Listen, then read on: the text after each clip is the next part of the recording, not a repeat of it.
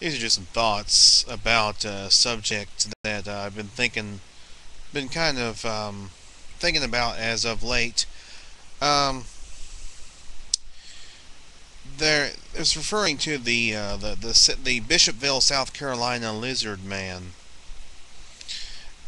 Initially, one time, I did think it was possibly a Sasquatch or a skunk ape or whatever.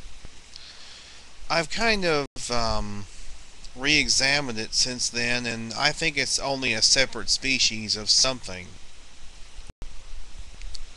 I don't think we're dealing with a Sasquatch because the descriptions of the lizard man are of something with an extremely peaked head with two peaks on it. There's no Sasquatches with two peaks on their heads. It's got three fingers on each hand, three toes on each foot. And besides the footprints that were found and casted, one of them was examined by Dr. Jeff Meldrum, and it turned out to be a hoax. It wasn't even a real footprint. Um, I mean, I'm not doubting the late Chris Davis. I'm not doubting that he saw something and got spooked by something. But I don't think we're dealing with a Bigfoot or a skunk ape or anything related to our hairy hominids. I think we're dealing with something completely different. Just it's some kind of a creature. I don't know what. I do not know what kind of creature the lizard man is. But I do not believe it. I no longer believe it is a Sasquatch or a skunk ape, because based on the descriptions, based on the fact that the footprint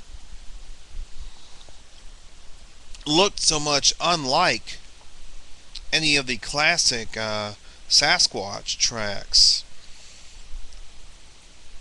The footprints look much more like something made by a large alligator or something. I don't think there's alligators in the Bishopville area. There might be, I don't know. But as far as the lizard man goes, I don't think we're dealing with a Bigfoot or a Sasquatch or a skunk ape. I think it's more something along the lines of its own species. It may even be just a hoax. Somebody may have hoaxed Chris Davis. He may have panicked, and he may have he may not have purposefully exaggerated his story. Although, how do you explain the damage that was done to the car? I mean, there were photographs taken of the car the day after the incident occurred. So it's really hard to kind of reconcile that. I mean, it is kind of hard to explain the damage to the car, but something damaged it. I don't know what. And something damaged a woman's van about 2 years ago in the same area in Bishopville. But I suspect that may have been a dog that just got a hold of her bumper and just put its teeth through it.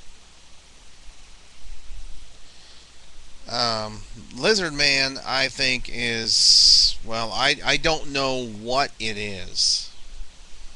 But I no longer share the opinion of D.L. Tanner that it's a Sasquatch or a skunk ape. I mean, D.L. Tanner, he has his own theories on what the lizard man is, and that's fine. That's fine. It's just we agree to disagree on this. The lizard man is either a separate species or it's a complex hoax. Again, I'm not willing to say a hoax entirely because of the late Chris Davis and his testimonial of the things that he claimed to have seen, and claimed that this thing grabbed his car and tore it up. And then the car was, as I said, the car was really badly torn up. But as I said, I no longer think that the lizard man is a skunk ape. I think it's something else. And some more thoughts that I'm kind of doing some random thoughts here. I listened to a podcast of Bigfoot Busters from last Sunday, and I heard Jim Lansdale on there talking about the massacre nonsense again, and the fact that he believes that he still believes in that there was a massacre and that there was a shooting, and apparently it went back 10 years before the Patterson-Gimlin film was shot, according to Lansdale and according to M.K. Davis. It's just I'm amazed. I'm amazed that these theories still get out there. And Chuck Prohl seemed to be listening with great interest. He seemed to kind of concur with Jim Lansdale. I'm not trying to bash anybody. I'm not bashing Chuck. I hope if Chuck sees this, he understands. I'm not bashing him. I am not bashing Chuck. I'm not bashing Tim either. But it seemed as if even after meeting Bob Gimlin at the Ohio Bigfoot Conference, I don't see how anybody could believe that he would be part of a shooting. But yet there's Lansdale making accusations that Bob Gimlin's not telling the whole truth, that John Green's not telling the whole truth. Well, I mean, Lansdale can continue to believe that if he wants. M.K. Davis can continue to believe that if he wants. That doesn't mean the rest of us have to go along with it. And I certainly don't go along with it. But I'm not going to bash anybody over it anymore. You know, I just think it's crazy. I think it's a crazy theory. And for anybody to believe that after meeting Bob Gimlin that he would be capable of covering something up. I mean, on the one hand, he's being accused of covering up Bob Hieronymus' alleged involvement. Now he's being accused of covering up a shooting.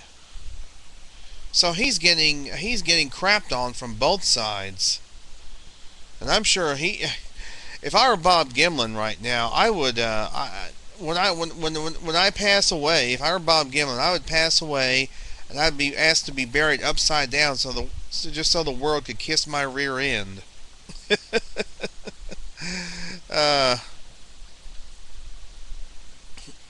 Because he's getting hammered. He's getting hammered from both sides. He's getting hammered by Hieronymus and Greg Long and Cal Korff and all them on the one side, and then he's getting hammered by M.K. Davis and Jim Lansdale on the other side.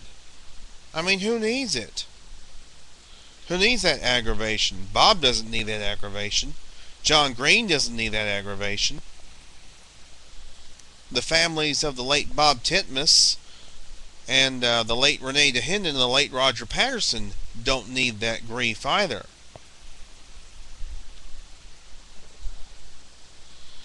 But I'm going to refrain from bashing anybody. But I think the whole idea of a massacre is just ludicrous because there's no evidence for it, despite what MK claims he sees in the film. That, like I said, that's despite what he sees in the film. I personally don't see those things in the film. And most other Bigfoot researchers don't see those things in the film either. It's all open to interpretation. It seems like the Patterson-Gimlin film, when it was originally shown, it was the Patty was about that small. Patty was about the size of the film sprockets when it was first shown. You couldn't tell anything from it. I mean, in recent years, they've been able to blow it up. And they've been able to give it great clarity and detail. Bruce Bonney was one of the first ones to really bring out the great color and details in the film. And just did a tremendous job on it. in recent years, it's been the subject has been blown up, and it's been proven that yes, it can be blown up into poster size and things of that nature. But again, there are those danger. There's that danger of over interpreting what you see, and that's going to be a subject of the upcoming panel discussion that I'm going to have on the Patterson-Gimlin film on September 8th. And I'm still hoping that my three panelists, I've already contacted all three of them, I hope that they will accept, because I feel that that is going to be part of the discussion. I mean, there's going to be a 90-minute show, obviously. But anyway, that's thoughts on the Patterson-Gimlin film and some of the recent. There's the same claptrap from Jim Lansdale and the GCBRO. Some other thoughts is actually some announcements. The 22nd Annual Ohio Bigfoot Conference DVDs are now available from Don Keating.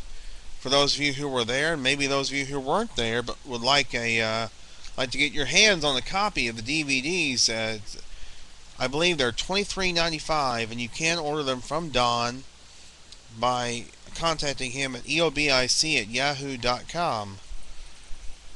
Toby Johnson has announced that the fall of this year is the target date for the release of the Oregon Sasquatch Symposium DVD set. He's talking about a 6 DVD set, and with 8 hours, up to 8 hours of material. So that's going to be very, very cool.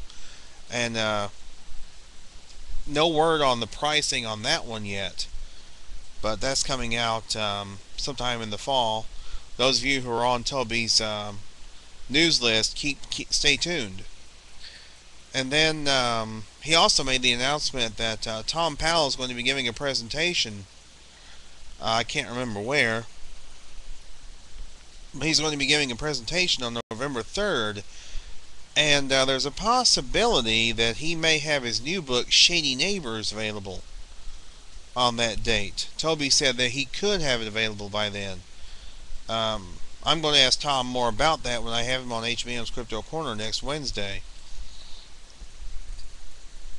And Toby says it also would be a good day, referring to November 3rd, for him to distribute and begin selling tickets for next year's Oregon Sasquatch Symposium.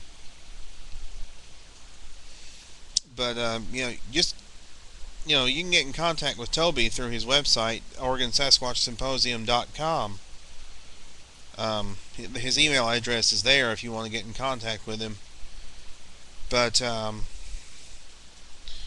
and then of course upcoming is some stuff on television, such as Beast Legend, which is coming to Sci-Fi Channel on September 9th at 10 Eastern, 9 Central. The first episode will feature Dr. Jeff Meldrum talking about the Rung, which is the Vietnamese equivalent of our Sasquatch.